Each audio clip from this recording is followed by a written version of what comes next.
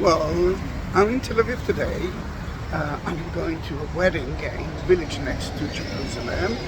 It's a village of Messianic Jews, but Jews who believe in Jesus. But I'm going to a kosher wedding. It's a Jewish wedding, and then in that case, you saw me, and let's talk about what's happening now in Israel and the situation here in my city, Tel Aviv. Then you saw me, bye-bye, and here I am in Tel Aviv. As you can see, everyone are doing whatever they want. Everyone goes to work. They're sitting in coffee places. But the situation is different.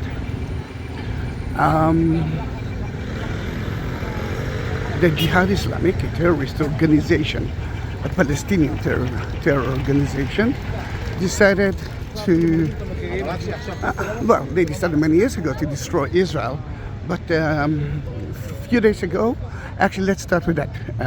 A week ago, they sent us more than 100 missiles into the area around Gaza Strip.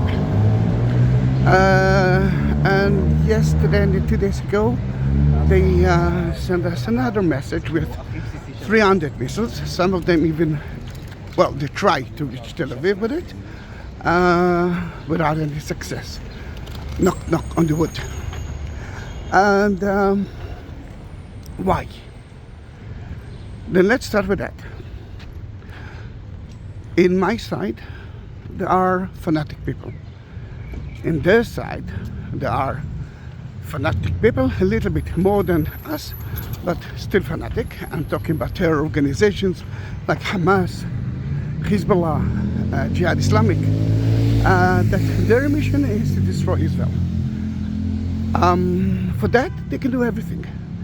One thing is to send missiles into the civilian places in Israel.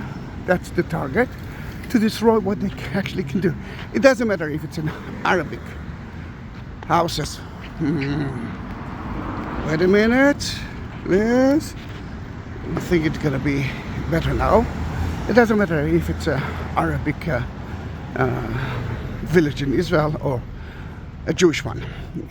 That's not important. The important is to destroy Israel. The second thing that I'm actually showing you is how bad the situation in Gaza Strip. Which is, how should I sells a lot. Especially when we, the Israelis, are taking care of our people. Think about London, New York, Copenhagen. What will happen if someone will send you 300 missiles? You know what? Let's take another example. Russia is doing it in Ukraine without any reason. Then, thanks God that we decided many years ago to take care of our people, Arab and Israelis. And we create an Iron Dome. Then the minute they're sending a missile, if it's actually going to target one of the cities, one of the villages, it doesn't matter again, Arab or Jewish, Muslim, Christian, the Iron Dome will bomb the missile in the air. Then think about, like an invisible dome above you. Then suddenly, for the last 3 days, nothing bad happened in Israel. And I must say something about it. This time we decided to hit them back with a lot of missiles. But we are targeting not civilian places, although from time to time civilian can be next to them because they don't mind about civilian. Then in that case, we already demolished 4 of their leaders, Jihad Islamic leaders. Then what's going to be at the end? At the end, the Jihad Islamic will say, all right, let's stop that, and I hope that it's going to be today or tonight. what's happening in Israel. It looks like a regular day, and it is a regular day. People are going to work in Tel Aviv and cities of Tel Aviv, but the situation around Gaza, let's say 400,000 people, they are next to the shelter. They have between 15 to half a minute to find a shelter from the minute they will hear the siren. We are in Tel Aviv. We are lucky because it will take them 1.5 minutes to reach Tel Aviv. In 1.5 minutes, you know what to do. We already practice it. For example, if something will happen now, I can enter to one of those coffee places or one of the houses shelter. In Israel, there are shelters everywhere. Just after, behind Abima, it's a very big parking lot, and this is even better. And if you do have 1.5 minutes to reach the parking lot, you are safe. But in the daily life, small things are happening. For example, I'm actually sleeping with my clothes on, because if I will have to go to the shelter, and my shelter is not in my house. By the way, from the 80s, every shelter is in the house, but my apartment is from the 70s. Then, in that matter, I will have to go to the basement, and this is the shelter. But I have to wake up my daughter. Then, in that case, my daughter and I and my wife are sleeping with their clothes on. Next to the door, you can find our shoes, like flip-flops, the keys to the house, and the battery, another battery for the telephone. Although I must tell you that I'm not, when I'm entering the house, alright, don't look at the red light. I'm a little bit late. My brother will kill me if I will late. So I'll come 5 minutes after 4:30 p.m. Then in that case, everything is next to my door, and the minute we will be in the shelter, we do have Wi-Fi there. I will send messages to all of my friends to tell them that I'm okay. Yesterday evening, they hit Tel Aviv with missiles that didn't reach my house. I didn't even hear about the siren. There was no siren to warn us, but it was published on TV. Then I had to send a message to everyone that I'm okay. The little things are very important. Taking a shower, I will do that for 2 minutes.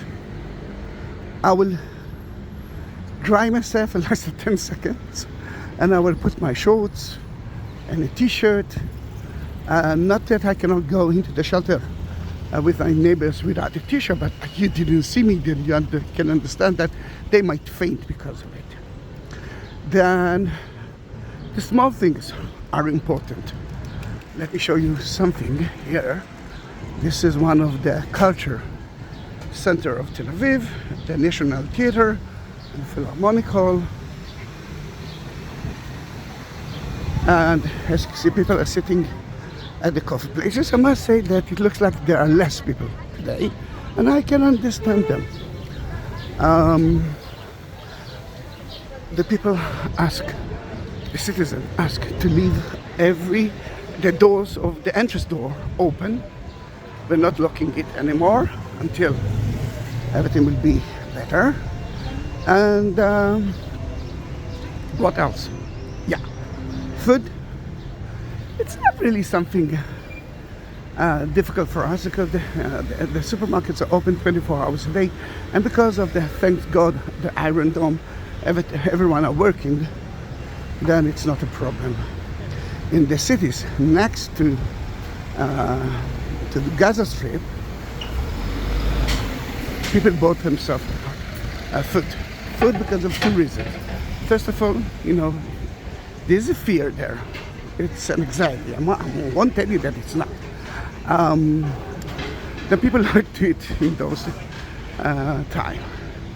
And because you don't know how long it's going to take you from one bomb to another, and in some places it's happened every 10 minutes, some places it's every 4 hours, then I'm sure that another missile, they will try to send another missile to Tel Aviv, but as you can see, everyone are here.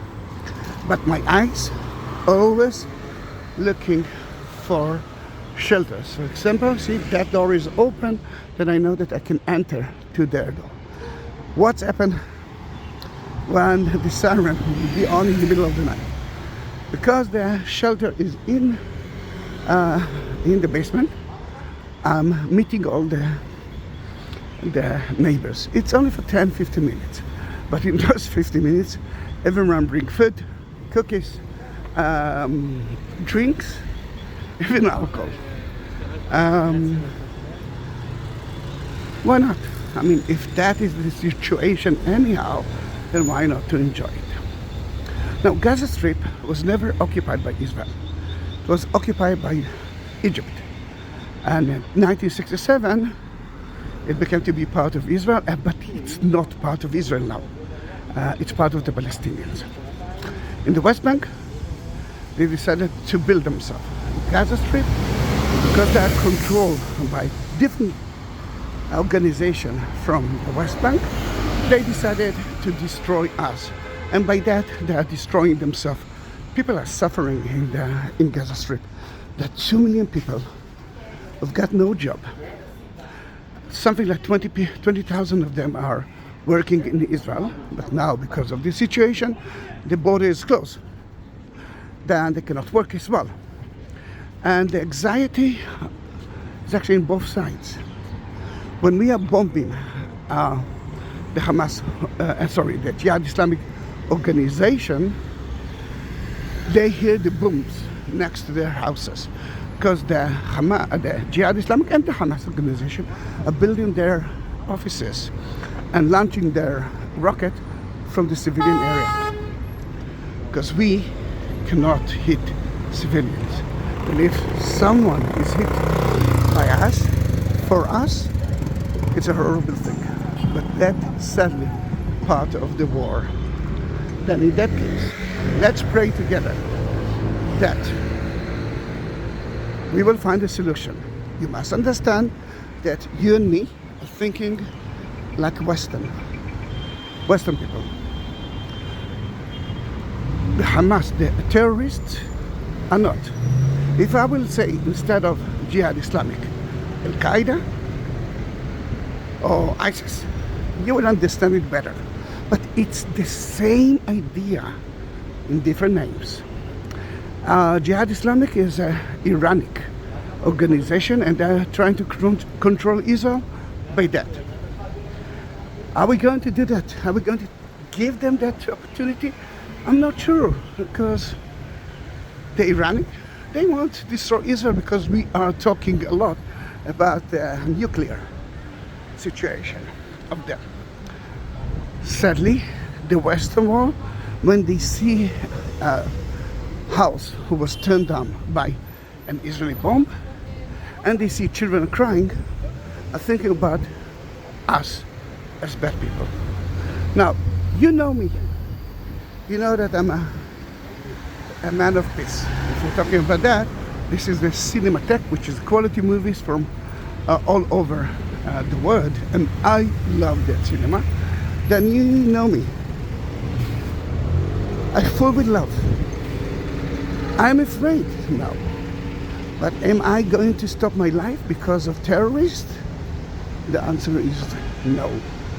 Then it was 40 minutes of so many questions that you asked me, and I didn't know how to answer it until I realized that I have to go to my brother's house instead of him coming to take me. Then you saw by that a little bit of the life in Tel Aviv in I can say wartime. And it's not so different than any other time. The only thing that I'm thinking about is about the heat and the humidity that's starting this month in Israel. then it's not summertime. Oops, yeah, the bus. All right, the driver, the woman, supposed to stop for me. She didn't, but she asked forgiveness for that. It's okay. That 50 minutes of the daily life now in Tel Aviv. And if you do have some questions, please hesitate. If you are going to, I don't know, to say bad things about let's kill Israel or something like that, believe me, I will delete it immediately. I'm not trying to argue with people who hate democratic country and love terror. Then love you. See you. Bye bye.